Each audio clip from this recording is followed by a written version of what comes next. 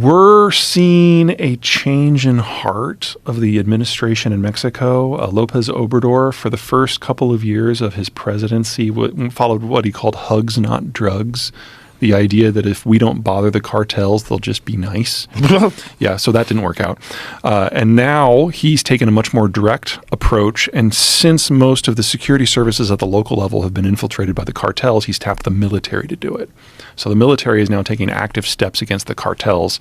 And if you are in a cartel, that means you need heavier weaponry to fight back. And that's why the 50 cals and things like them are starting to pop up a lot more. And so what is the Mexican strategy in terms of utilizing the military and dealing with the cartels? What are they trying to do?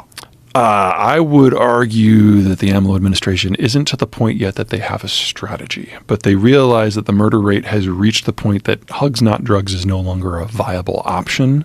And so they're trying to militarize the equation in the hopes that the Mexican military is more capable than this or that cartel.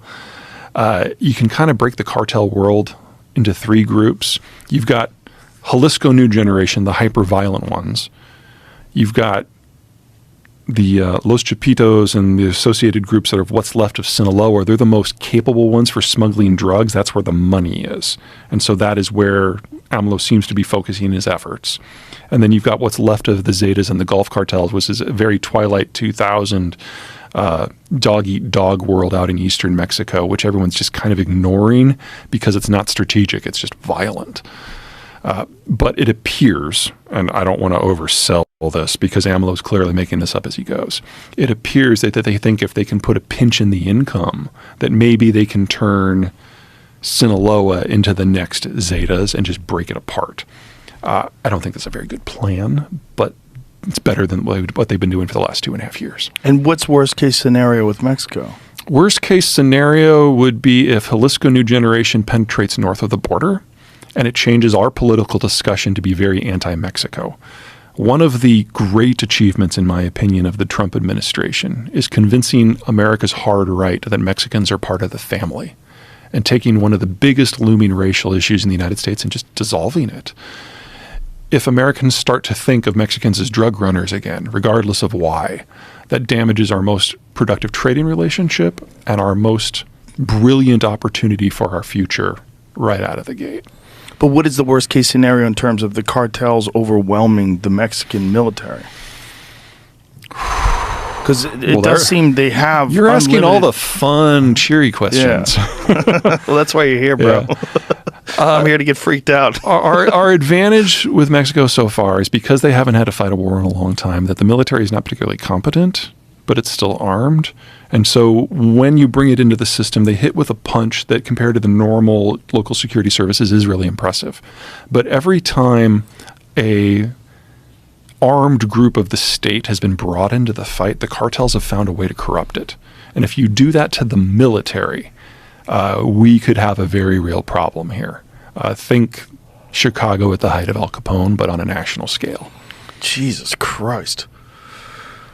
We're not there yet, but that would be the concern. Now, how much effort is the United States putting to mitigate this? And how much policy is directed towards trying to steer this in the right direction? This is one of those where being a border country is a negative because, we may be great trading partners and to a degree friends and integrated economically and demographically, but we're always going to be titchy about the other one telling us what to do.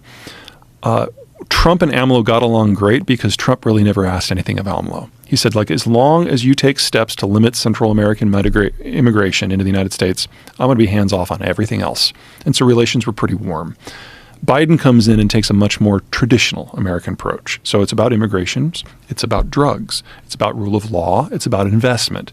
And AMLO is like a really, really angry Trump. And he sees this all as unnecessary challenges to him personally. So the relationship between between Biden and AMLO is really poor.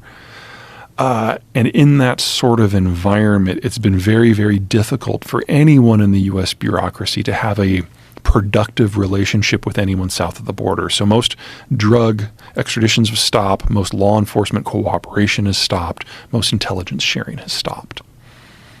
So we're just leaving that and watching it Well, play because out. the Mexicans shut the door on us. Yeah. Well, AMLO specifically. I don't want to put credit for that anywhere but on him. What's the best case scenario? Well, there's term limits in Mexico. AMLO will be gone in a year and a half.